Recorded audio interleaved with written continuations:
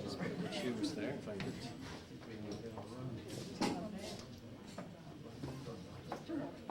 I just need two more. I have two anyway.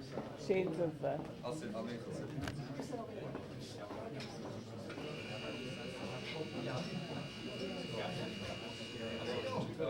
Another one. Oh yeah. Later tide, bro.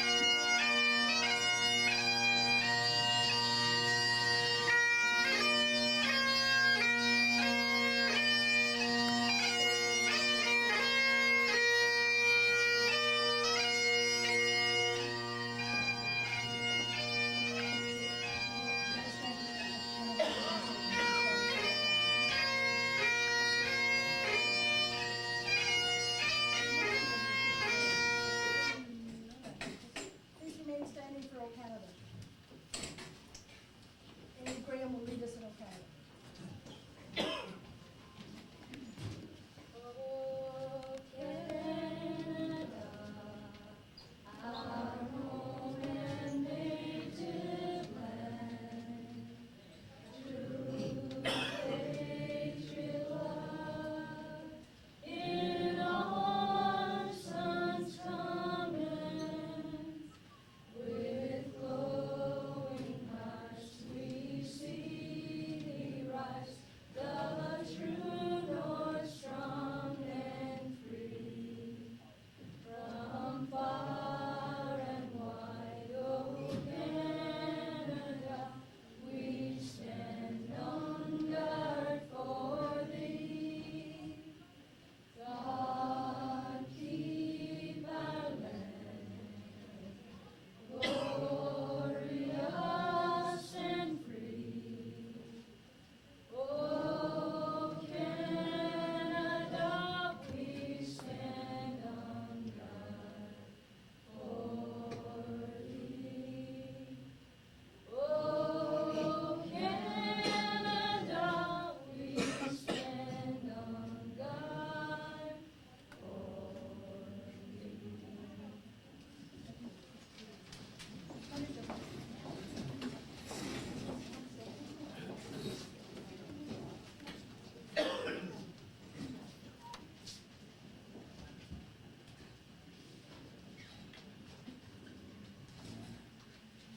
On behalf of the staff of Trinity Recognition Consolidated, I'm very pleased to welcome you all here today to the official opening of the J.C. MacIsaac Memorial Computer Lab. We as a school and community are absolutely thrilled and delighted with the endowment that we got from the MacIsaac family. I guess it all started about 2 years ago when we were lucky enough and fortunate enough to hear about a MacIsaac Foundation. And when we investigated a bit further, we found out that this foundation was in memory of a gentleman by the name of J.C. MacIsaac. I know that many of the students in our school, many of the people here may be too young to remember him, but if you to your parents or perhaps even your grandparents, they have very fond memories of J.C. MacIsaac. Today we are very happy to have with us some of his closer relatives. When I began to investigate, I found out that most of our school was related to J.C., or at least was claiming today to be related to J.C. When we were trying to get as many students as we could in here, most of the MacIsaacs came to me today and said that they were related. And we had about 75 of them in the school. Unfortunately, we couldn't accommodate them all, but when we did trace it back, actually, most of the MacIsaacs in our school are distantly related to J.C. MacIsaac.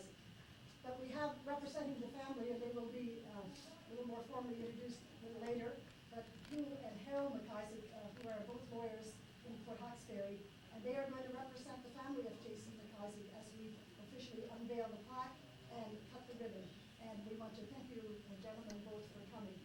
I thank as well the members of Central Office, the member from Central Office who did come today. Our school board member had another commitment, so she wasn't able to come. I would like to acknowledge as well the former administrators of our school who are with us today, Leo McDonnell, Wayne Murphy, and Mike McDougall. Gentlemen, we are very pleased to have you back, and I hope that you will enjoy and have been enjoying the ceremony that we have prepared today. We have representatives from the community today in the way of the home and school, and our local school council. They are represented as well.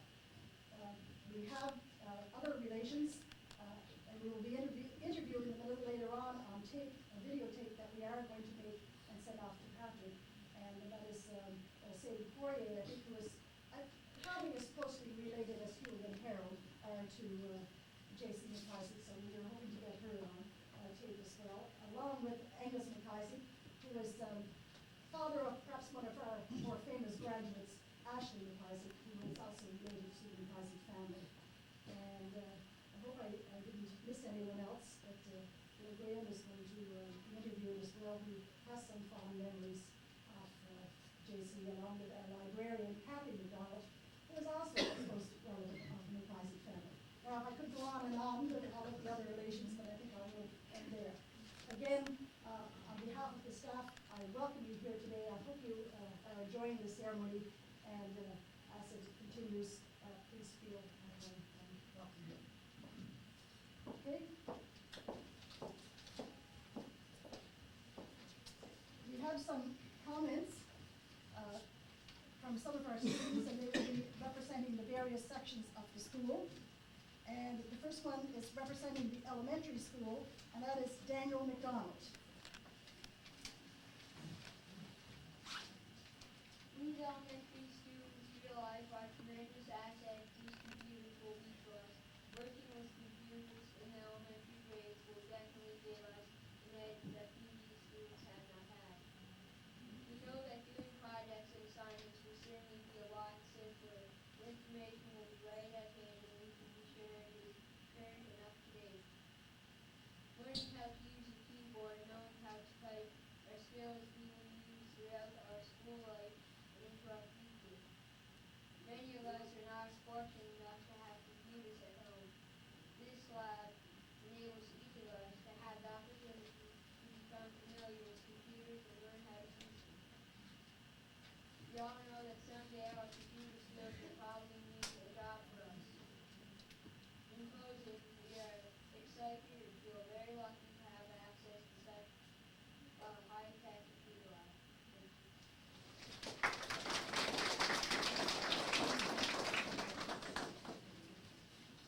Jared Lewin will represent the junior high area of our school.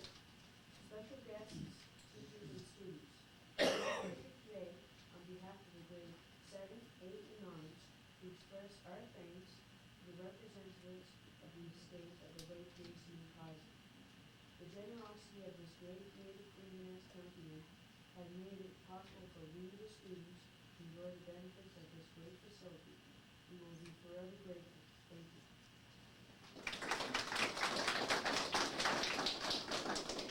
Representing the high school, Sarah McDonald.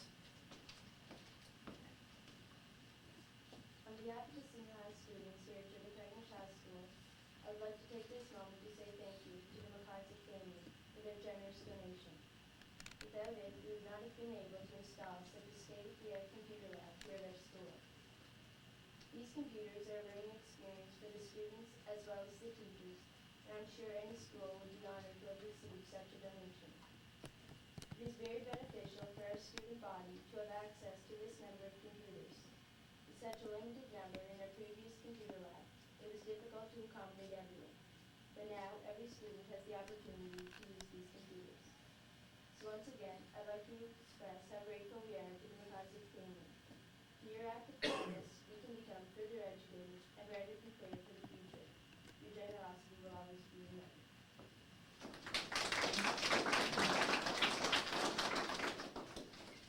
I would now like to call on Hugh and Harold MacIsaac from Hawkesbury, who will represent the MacIsaac family in a few words, and then we will have the cutting of the ribbon and the unveiling of the plaque. Oh, sorry, I did forget one person. Thank you, Journey, is keeping me on track here. I forgot our community representative who would like to say a few words, Virginia MacIsaac. Sorry, Virginia. Members of our community, and especially the parents of our students, sincerely thank the J.C. MacIsaac Foundation for extending this gift. I believe the gift has two parts. One is the computer lab before us, a practical tool and wonderful addition to our school. But we also appreciate this gift as an expression of belief in our future, our students, and our community.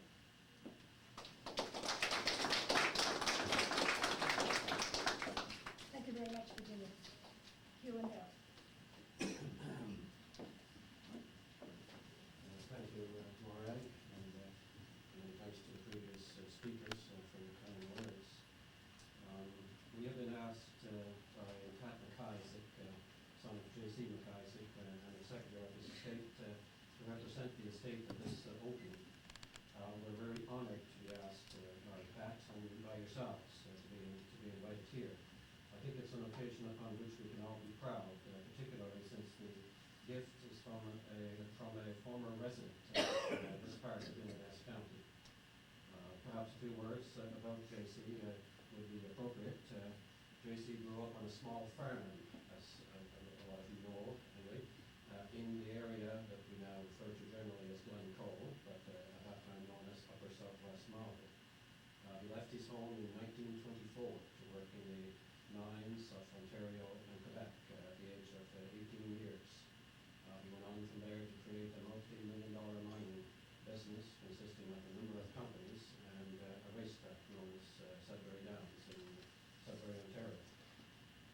Despite his many travels and work, busyness in all parts of Ontario and different parts of Canada, he never forgot his home area, and particularly this part of Inverness County. He visited it on a yearly basis and sometimes several times a year throughout his lifetime. He died on January 8, 1991 in Sudbury, having made generous bequests under his will, of which his son Pat MacIsaac is the executor and looks after these bequests from the estate. Yesterday we were speaking to Pat MacIsaac before coming here, and we asked him a few questions to try to get an insight into the reason for this particular bequest. And he told us that throughout his lifetime, J.C. MacIsaac was always interested in education. He didn't have much of a chance to get an education himself. He had to work at home and then left at, as I said, the early age of 18 years to work in mines in Ontario. He had a great respect for education and for people who had received a formal education. So this is something that he always wanted to encourage. He was also very interested in wanting to help young people in his businesses. He had made jobs available for young people and tried to help them out. So he was interested in giving young people a start in life. So Pat, his son, said that he thought that he would be very pleased that his donations to the various schools were being used for two purposes, basically to promote education in the area, to help young people get a start in life, and he would be particularly pleased because it's being used in the very area that he grew up and started out from. He thought that this would be the best way to fulfill J.C.'s since we're in a school setting here, it's rather tempting to see what lesson we can draw from this. Might be a bad word for some people over here, but I think if JC were with us today, he would perhaps have something like this to say to us, and it would be along these lines. Never be intimidated by the humbleness of your beginnings. It says nothing of the heights to which you may rise, or the success that you may eventually achieve. And number two, hard work, dedication to your station in life, and perseverance is what will enable you to succeed. Without these, all other qualities will be of little avail too. I can remember myself and Hugh sitting with JC on various occasions when he was here visiting in the later years of his life, and we would have discussions about his businesses and about the success that he managed to achieve, having come from pretty humble beginnings. And we would ask him at times, what do you think was important for your success? And he said a number of things, but a couple of those things stand out in my mind, and I thought it would be appropriate to relate to today. Two of the things he said are the following: be honest and straightforward in all your dealings with people, or in business, or elsewhere. And number two, when you are successful, share some of that success with others. You won't miss it, and it will be returned to you as full. What you see before you today, I think, is the realization and the unfolding in real life of these principles practiced by JCHS. So congratulations to all of you. Congratulations to your principal and to Billy Gillis. I understand they were very instrumental, along with the other principals, in arranging for this gift and making a request for this gift. So it will be of great benefit to all of you, and that you will achieve great success as a result of using these gifts. Thank you very much.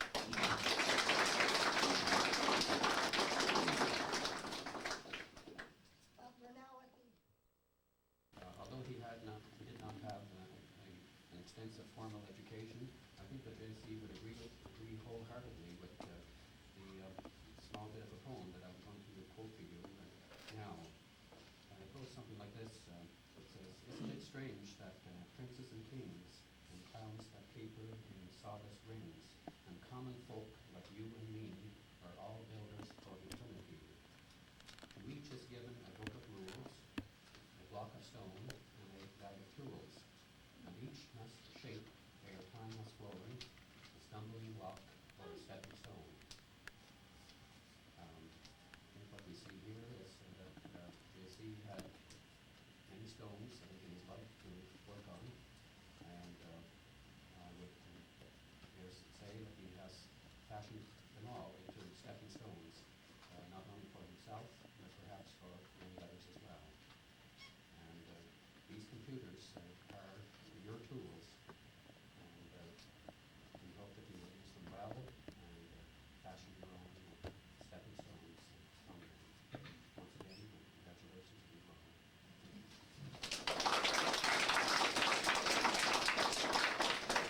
I was scared to get up this time in case I forgot anything else. But I do have the weapon here. It's not the sword directly from Scotland, but it's a pretty sizable shears. I think with that we can use it to effectively cut the ribbon, and the students will then proceed and allow Jenny to assist you in the both of those.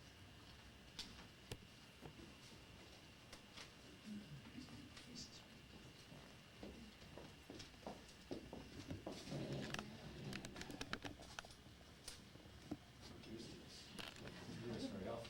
I was saying today to one of the persons at the other openings that as I go from place to place, I'm feeling a little bit more like a politician all the time. And after that piping in here and now with this in my hand, I'm getting more of that feeling.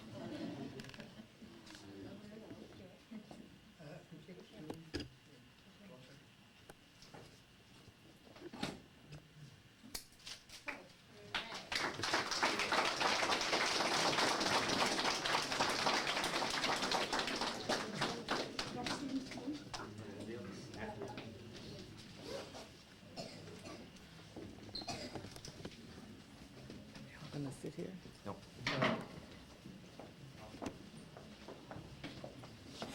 Can't have a computer lab without the students. Just move in a sec, sweetie.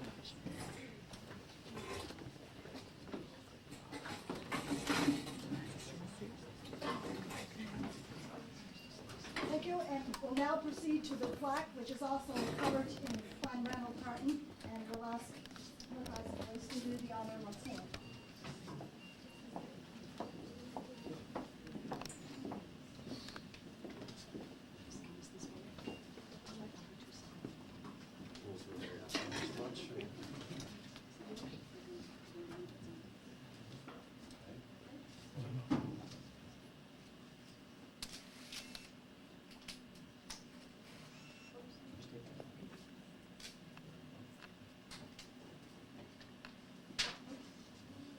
And Journey is going to read what is on the plaque.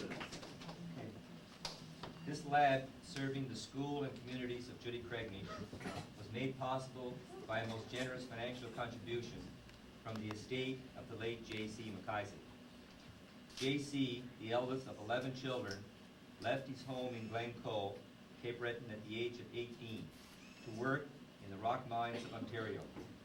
In the early 1950s, he made Sudbury his permanent residence and became a successful mining contractor and owner of MacIsaac Mining and Tunneling Company Limited. A supporter of sports, community youth, horse racing, and charitable organizations, J.C. will always be remembered for his fairness, compassion, and generosity.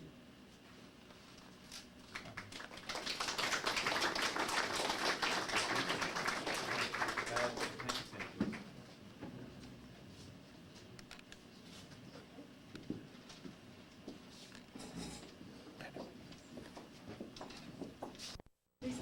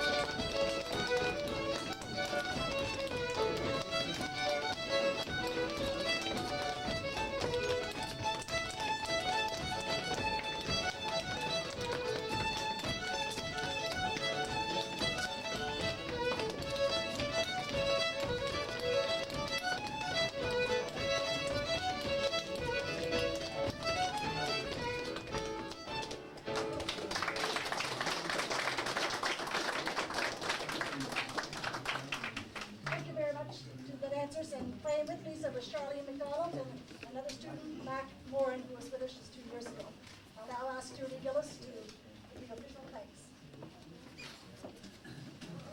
On behalf of the students of JCHS in particular, the parents of the communities, the many friends of Judy Craignish Consolidated, we want to express a very sincere thank you to the family of JC MacIsaac for the most generous donation.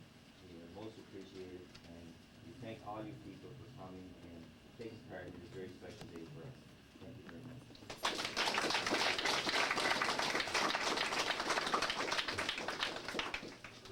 Okay, and we're going to be piped out or leave? No, I think that we'll just have a formal closing, an informal closing, because I think.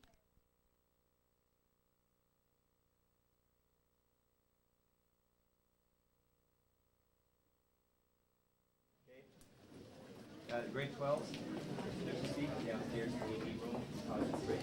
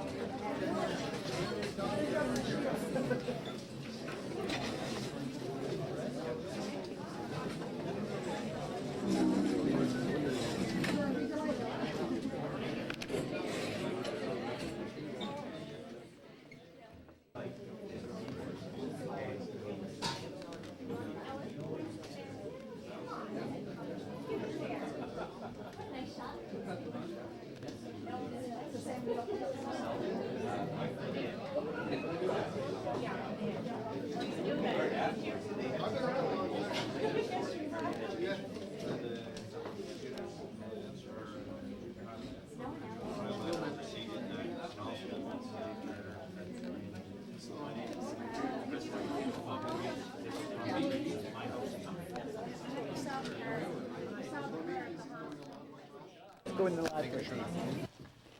So this afternoon we have Angus MacIsaac, and Angus is related, I believe, to J.C. MacIsaac. So, Angus, what is the relationship exactly between you and J.C. MacIsaac? Well, my dad, Willie MacIsaac, would be a second cousin of JC's. I see. And did you know J.C. personally? Yes, I did. Matter of fact, JC has been a household name at our place since, well, I guess 1951. I can remember the first time of hearing about him when his cousin Huey, John W., and his family were moving to Niagara Falls to work for him. Oh. They worked in the tunnel and the hydro project in Niagara Falls, starting in 51. So was that the first, when he left home at first, this is where he started? That's not where he started. He actually started in Timmins, Ontario, I believe, northern Ontario, at least. And then the big hydro project in Niagara Falls was one of their projects, JC and his brother. And I can just remember the talks about him from then on. And I got to know him later on. And though I never worked for him, my son did, actually. He worked for him a few years ago in Thunder Bay, Ontario, in the mine in Thunder Bay. Mm-hmm. Now we are so appreciative of that he was a philanthropist, but I think he had rather humble beginnings too. Can you enlighten us on any of those? Yes, he did. He left home at a very young age, I guess 18, and went away to work. And from the stories I've been hearing, he was so ambitious that he just wanted to know everything where he was working. He was always after the supervisors to find out and to learn everything he could learn, and wasn't any time at all until they decided to give him a little contract on his own. I asked him if he'd do it, and he said yes. Mm-hmm. So from there on, it got bigger and bigger until he went on his own completely. And it always amazed me that he did so well, and that he was so true. After he did become big in the industry, he was so true to all Cape Bretoners and all Maritimers, not just Cape Bretoners, but all Maritimers. I worked in the mines myself in Northern Ontario, and I heard so many stories from different people that had worked for him. And they were thousands and thousands in the Elliott Lake, Blind River boom, working for MacIsaacs.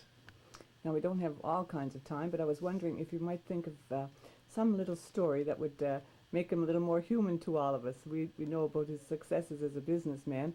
What about as a person? Can you give us some insight? Well, I got to know him as a real true friend and a true gentleman, because he came to our place back in 1988, I guess.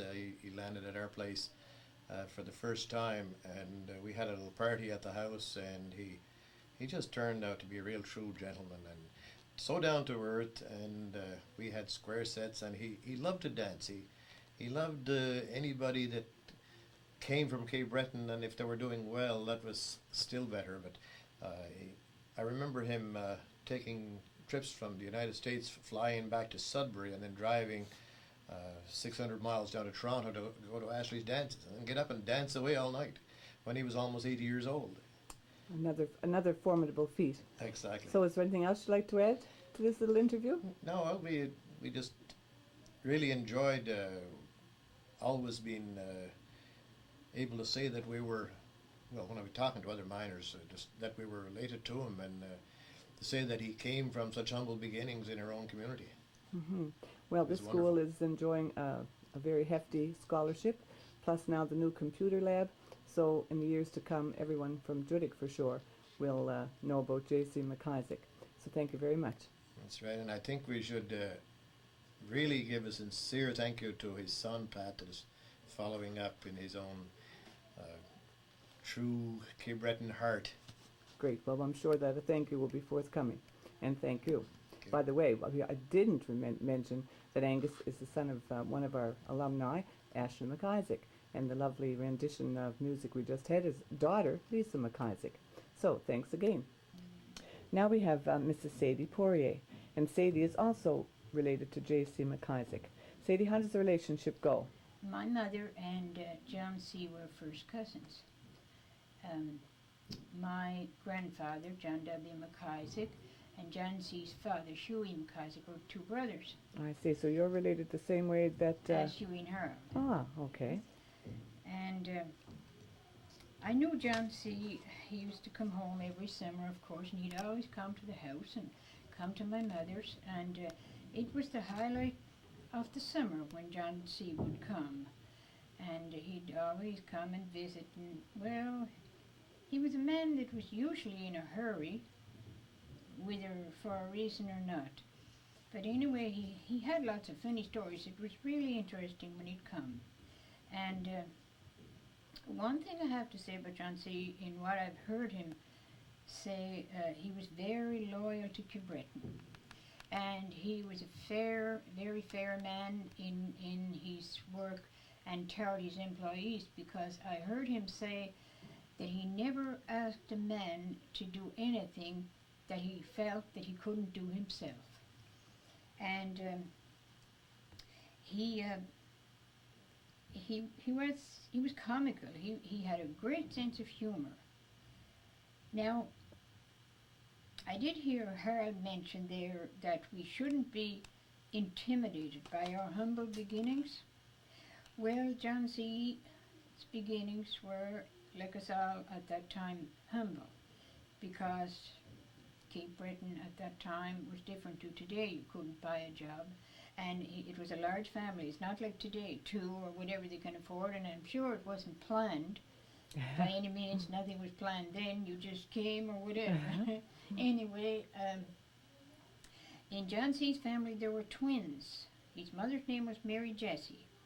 They lived on what we called the Bornish Road then, but it's McLeod Settlement today. And it was near my mother's home. And my mother used to go over to Mary Jessie's, and she'd do babysitting for Mary Jessie.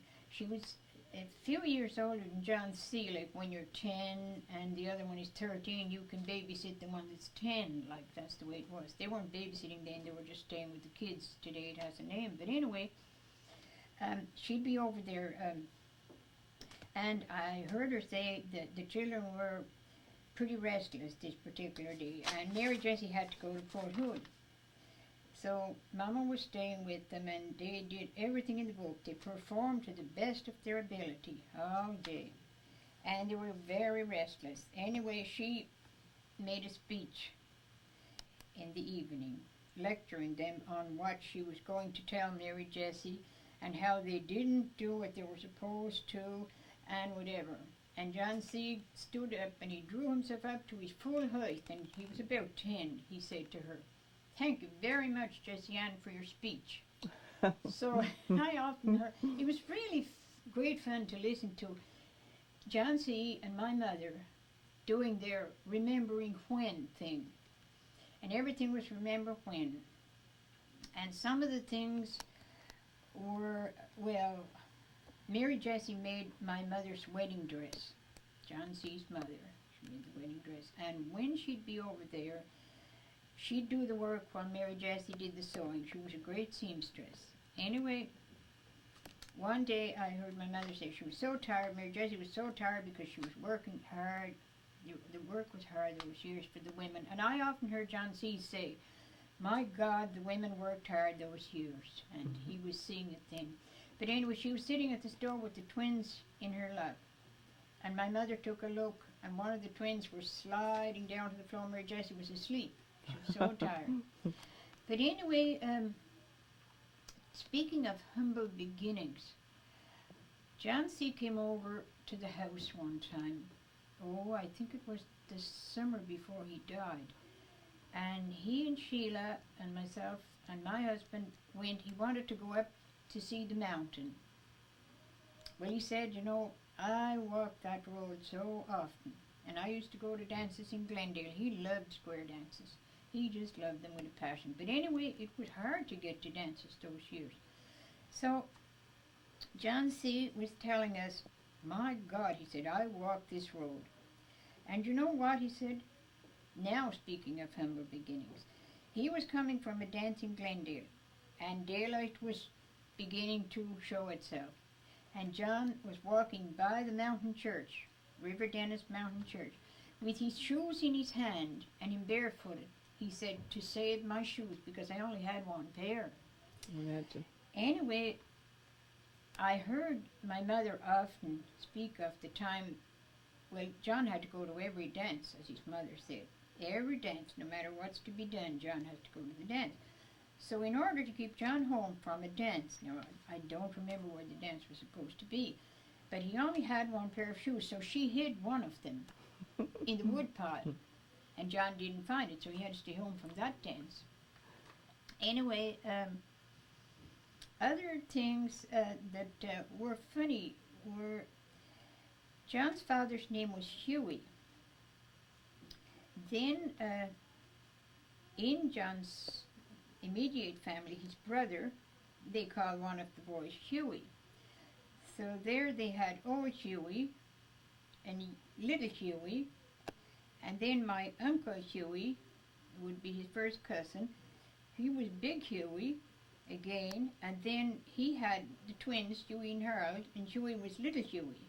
So it was Huey this and Huey that, and Mama would say, "Was that little Huey?" No, he'd say, "That was old Huey," or maybe it was big Huey. So they'd get all mixed up in the story.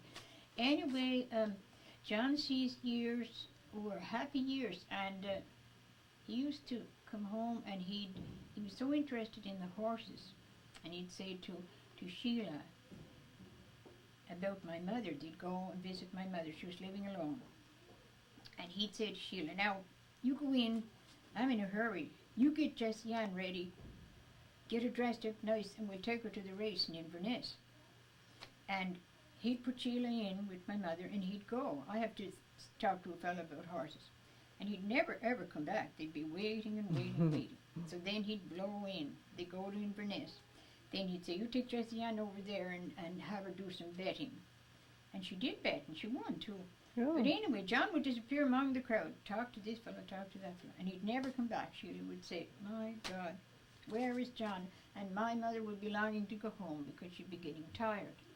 But they were great, great years, and we miss John so much when he, is not coming anymore, because he'd always, have funny stories, he'd have pictures to show you, he'd have memories to talk about, and my mother would usually be with him until the last few years after she died. And then himself was pretty good at remembering things. But all in all, John was a wonderful person. And if you were from Cape Breton and he had a job, you got it. That was it. And you were well treated. Well, those are very interesting tales, and not many people would know John personally and have these tales to tell us. No, not really, because, well, see, he went away so young, and the way they know him is he was a hard rock miner, he was a hard worker, and he, as they said, his education wasn't very much. He educated himself. Mm-hmm. That was it. Now today it seems that if someone has a hard life, they can't seem to get over that. They are resentful all their life. He certainly doesn't seem to be one of those. To have had a hard beginning, and he seemed to have to really love his home, No, where things were pretty tough, I think. Oh, they were terrible. Mm-hmm. There's absolutely no name for it. I mean, it was like another planet.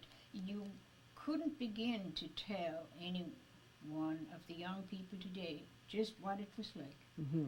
They think jobs are scarce today. They should have been around then. There were absolutely no opportunities for education, no classes of any kind in any way, only whatever you got it the hard way. And John said, some occasion where he was, and they were speaking about education, I think he was asked what his education was. He said, I went to the school of hard knocks. Oh. I saw it written in a paper also. Yeah. Well, we certainly are proud of him, and this school will benefit for many years to come with his generosity. So thanks very much, Sadie. Right.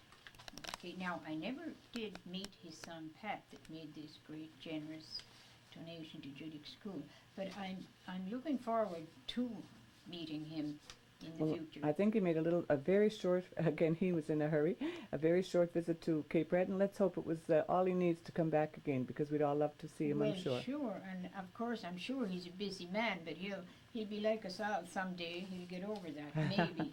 John We C. hope never so. did. No. Well, his roots are here too, so you never know. He might be back. That's right. Right. Thanks again, Sadie. Okay then, thank you. Sadie was nice enough to bring a few pictures that she had of John C. And so this, I believe, was an advertisement. Sadie, I'm looking at this big one. This is an advertisement for is it the Bank of Commerce?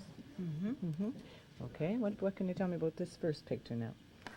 This here Yes. is John C. and Mary Jane MacIsaac in Glencoe, his first cousin, taken at the old house. It went on fire, and there's a trailer on the spot now.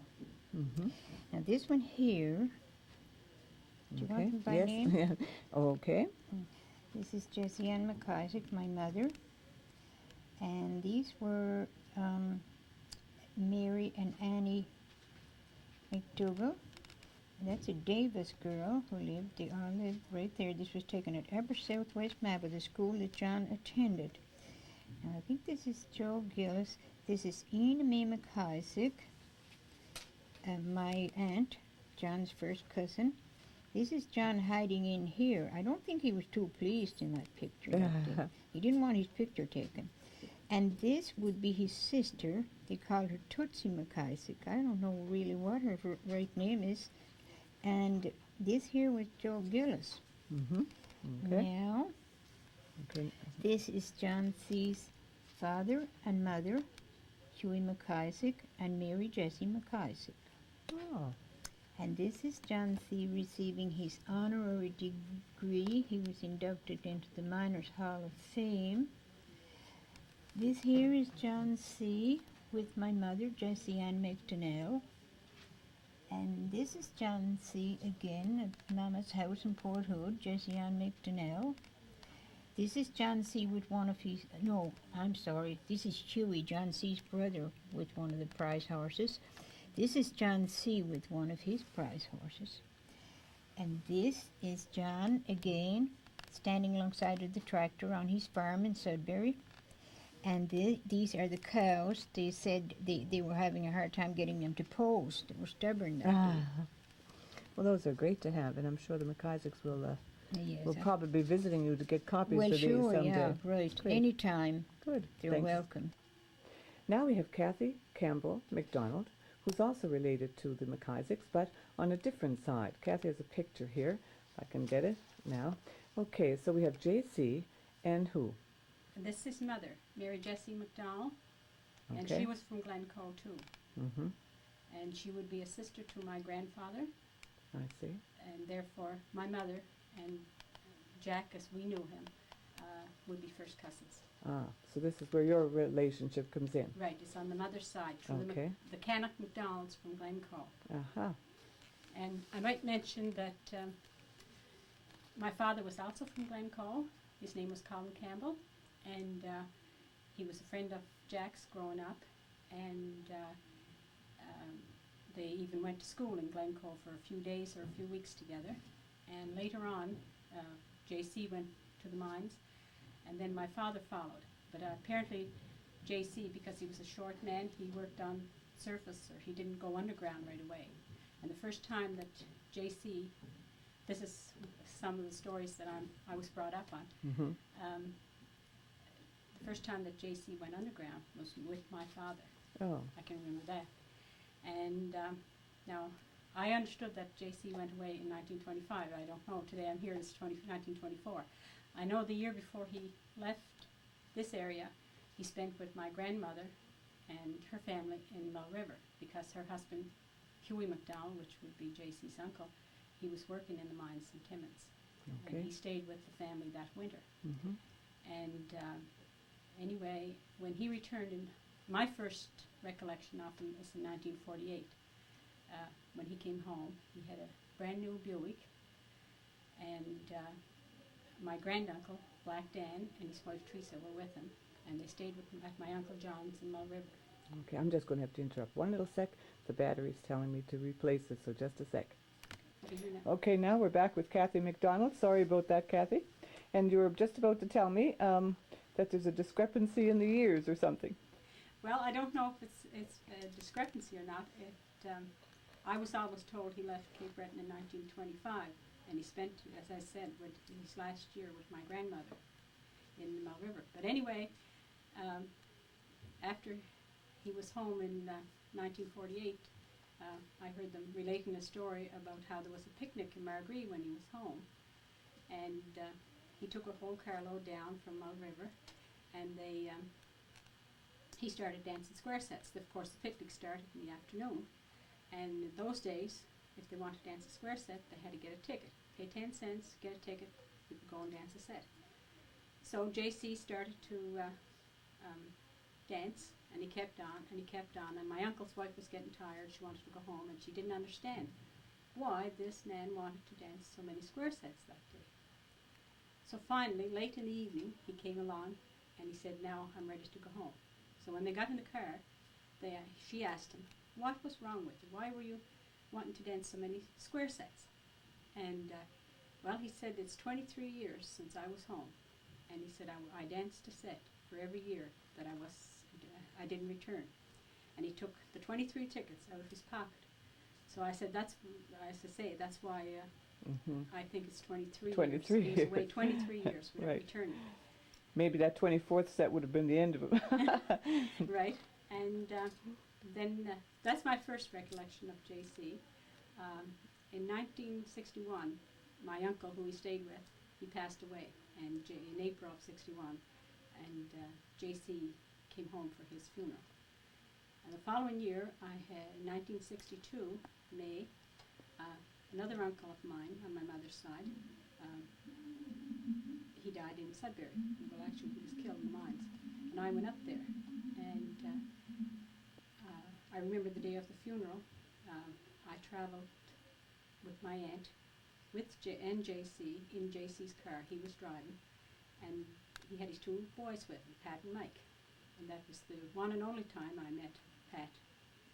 And after the funeral, we went to his new home on Ripple Road, where they had a big reception and a nice dinner.